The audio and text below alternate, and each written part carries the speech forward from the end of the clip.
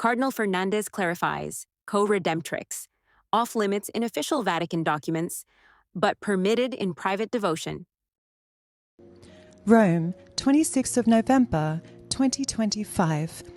3 weeks after Mater Populi Fidelis sparked debate over its statement that the Marian title Co-redemptrix is always inappropriate, the prefect of the Dicastery for the Doctrine of Faith has clarified that the phrase is not a sweeping rejection of the title itself. The Cardinal said the word always applies only to the official church usage from this point forward, not to every context in which the title might be used. In comments after Tuesday's Vatican press conference on Una Caro, the DDF's new doctrinal note on monogamy, Cardinal Victor Manuel Fernández said the statement found in MPF Note 22 that it is always inappropriate to use the title Co-redemptrix to define Mary's cooperation isn't meant to judge past affirmations by saints, doctors, and popes, but that from now on it will not be used either in the liturgy, that is, in liturgical texts, or in the official documents of the Holy See. Fernández explained that after decades of theological study, first requested by John Paul II and carried forward by Cardinal Ratzinger, the Dicastery for the Doctrine of the Faith has concluded that the title should no longer appear in magisterial or liturgical texts, not because its underlying doctrine has been rejected, but because the term itself risks pastoral misunderstanding today. He argued that Mater Populi Fidelis conserves and makes explicit the positive aspects contained in the title, namely the unique cooperation of Mary in the work of redemption, claiming the phrase appears 200 times in the text. In fact, the phrase unique cooperation appears only once in MPF. The word unique occurs 29 times, while the analogous term singular appears 6 times, including footnotes. Furthermore, Marian theologians have argued that the key problem with Mater Populi Fidelis is that it downplays and obscures Mary's active cooperation in the work of redemption. In other words, the issue is not whether the text speaks of Mary's unique cooperation, but how it articulates the nature of that cooperation. Crucially, Cardinal Fernandez also emphasized that the new restriction on the title, Co-redemptrix, applies solely to the Church's official language. The faithful who understand the traditional, properly subordinate meaning of the term are not being asked to abandon it in private devotion or informed discussion. The decision sets a standard for magisterial and liturgical texts, not for personal piety.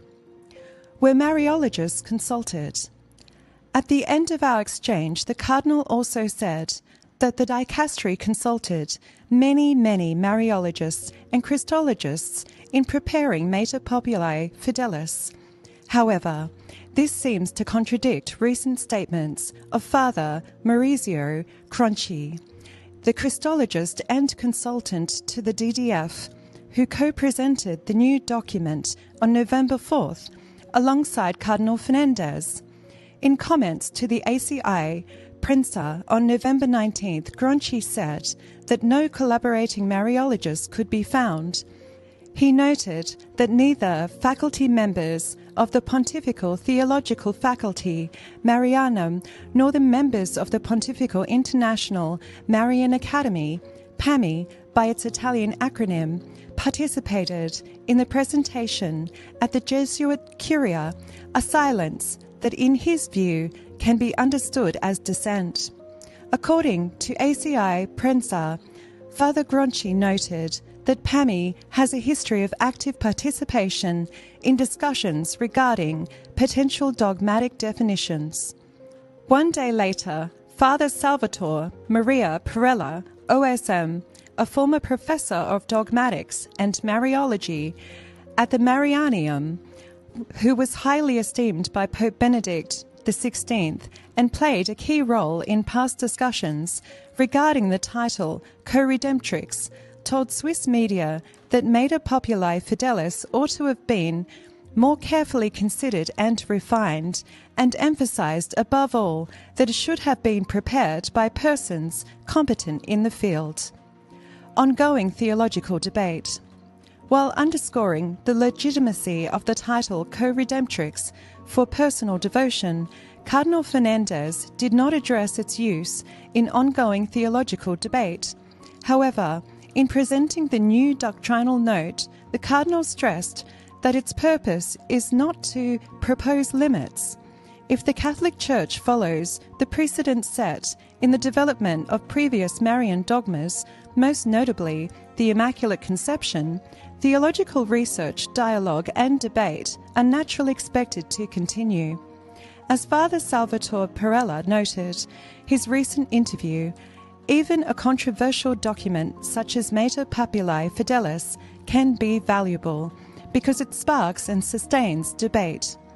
In this case, the doctrinal note opens discussions in theology and Mariology, particularly regarding the different dimensions of Mary's unique cooperation in the work of redemption. Here is my exchange with Cardinal Fernandez, preceded by Mater Populi Fidelis, number 22, on the title Co-redemptrix. Mater Populi Fidelis, note 22. 22. Given the necessity of explaining Mary's subordinate role to Christ in the work of redemption, it is always inappropriate to use the title Co-redemptrix to define Mary's cooperation. This title risks obscuring Christ's unique, salvific mediation and can therefore create confusion and an imbalance in the harmony of the truths of the Christian faith. 4. There is salvation in no one else, for there is no other name under heaven given among men by which we must be saved. Acts 4:12. When an expression requires many repeated explanations to prevent it from straying from a correct meaning, it does not serve the faith of the people of God and becomes unhelpful.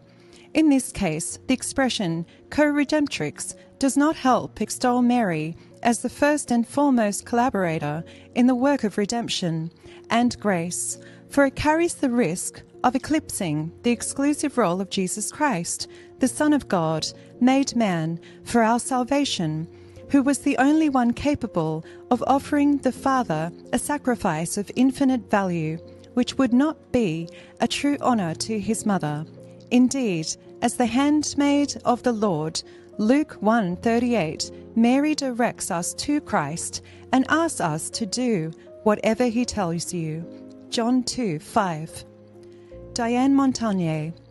Your Eminence, Mater Populi Fidelis number 22 says, in the Spanish original, that it is siempre inopportuno to use the title Co-redemptrix to define Mary's cooperation in the work of redemption. This was translated into Italian as è sempre inappropriato. Meanwhile, the English text originally said it would be inappropriate to use this title, but when it was changed to say it is always inappropriate. Cardinal Fernandez. The translator did a softer English translation, but then he said to us, "Look, I'm not sure about this," and then it was changed. But why did you use the word always? Sempre, especially as the saints, doctors of the Church and popes have used the title Co-redemptrix, particularly over the last century. What are you seeking to communicate to the clergy and faithful through the use of the always? That in this moment, after these 30 years of study by the Dicastery, there have been various interventions as questions arose. Pope John Paul II himself asked Ratzinger to study the issue. Until that study was done, Pope John Paul II occasionally used Co-redemptrix.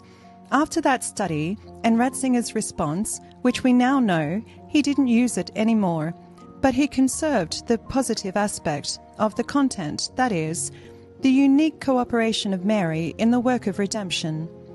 We use this phrase, the unique cooperation of Mary, in the work of redemption, I believe 200 times in the document. That is, we conserved and make explicit this positive aspect in the text.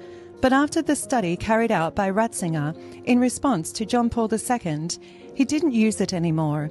And then there were other times when the Dicastery under Ratzinger and afterwards studied the topic because it was linked to certain apparitions, etc.